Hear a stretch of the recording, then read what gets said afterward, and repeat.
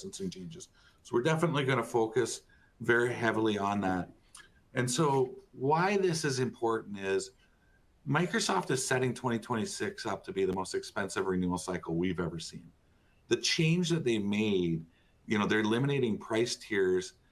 And what that means is right now, Microsoft in an EA has 4 price levels: level A, level B, level C, level D.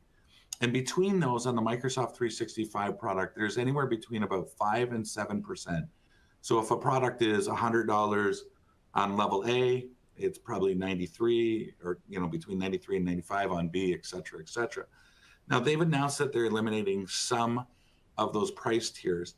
Now, they also have not, as of today, announced which products they're eliminating this on, but there's speculation in the market that it's going to be all of the subscriptions.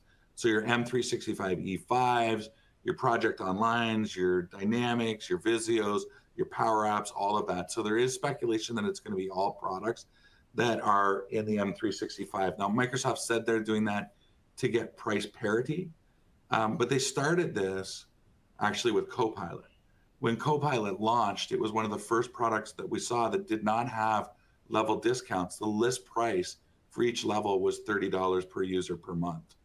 And so what they've said is we're eliminating some. We're waiting to see what those some are. Like I said, speculation is it's going to be all products. And they're aligning that to the prices that are on Microsoft.com. Now, here in a little bit, I have a slide that shows what the impact is.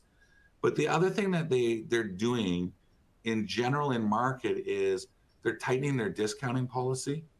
So in the past, for instance, if you were negotiating an enterprise agreement and, let's say the target discount that you potentially could get was maybe 15%, we're seeing half or less in terms of what they're pushing out into the market now.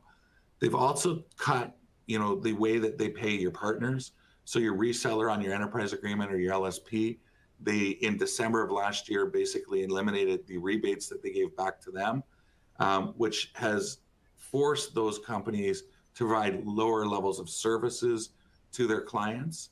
And then the other thing that they've done is they've started to take a number of their larger clients direct, cutting the channel completely out. And so if you look at all of these things that they're doing, everything that they're doing in market right now is pushing things to drive your cost up. And I'm not even talking about some of the typical tactics that we see from Microsoft around things like,